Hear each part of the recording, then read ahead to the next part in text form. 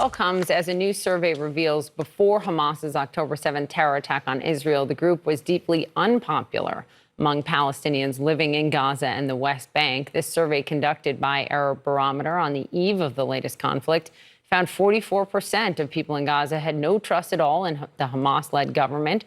It also found that a majority of Gazans favor a two-state solution. Arab Barometer is a research group that measures attitudes and sentiment across the Arab world. Joining us now is the group's director, Michael Robbins, and its co-founder, Amaney Jamal, who is the dean of Princeton School of Public and International Affairs. Thank you both. This is really important because we have consistently said, the administration continues to say, you cannot group Hamas, a terror organization, with the Palestinian people. They govern, yes, but the distinction is so important. Talk, if you could first, Amaney, about what this 44% tells us.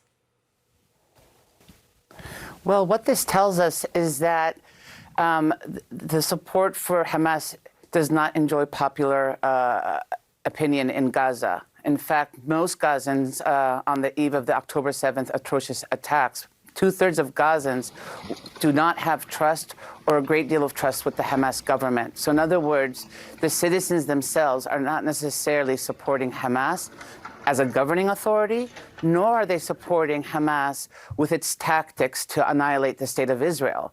So in other words, as citizens now are bearing the brunt of the Israeli retaliation, they too have not supported Hamas. So it is really a catastrophe. Michael, if I'm reading it correctly, past crackdowns on Hamas or in the Gaza Strip by the IDF have driven public sentiment towards Hamas to some degree. Do we think the same thing is going to happen here? We think that that is most likely. In the past, we've looked at the effect of Israel taking harsher approaches towards the Gaza Strip. We found is that when the economic blockade has been strengthened, support for Hamas has gone up. In some sense, Palestinians are responding to, I think, the anger and frustration about the situation from either the economic blockade or military actions, and responding with a positive view towards Hamas, who is, in a sense, resisting this. And so, in a way, it's driving people into a greater support for Hamas, given the actions of Israel. Amaney, I was also really struck by the support among those that you polled for a two-state solution. What did you find? Yeah, when we asked respondents which of the following options they would support in terms of their future relationship with the state of Israel, about 80% of Palestinians or Gazans chose a solution that basically had them living side by side in a peaceful solution with the state of Israel. The two-state solution received by far the majority opinion among Palestinians in Gaza. So again, the population in Gaza does not show support for Hamas, support for the tactics of Hamas, or support for the goals of Hamas. Michael, this dovetails a little bit with my last question to you, but you guys were, I think, out of the field by October 8th. Do you think the last 2 weeks have changed anything? Perhaps they support Hamas more because of the resistance, because of past precedent in crackdowns, but in terms of the pathway forward, do you think this has changed sentiment?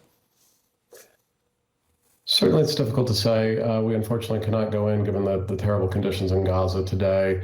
However, if we were to go in, I do think that certainly the anger towards Israel, the anger towards the destruction, The Economist has reported before the weekend that 10% of buildings in Gaza were destroyed.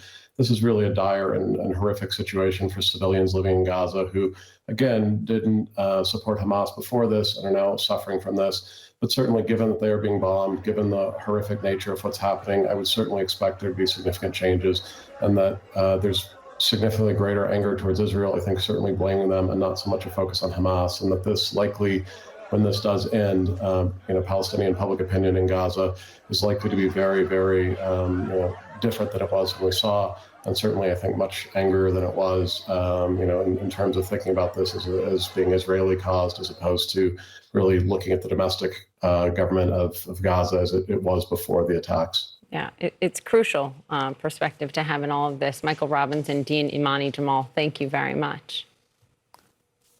Thank you for having us. Thank you so much.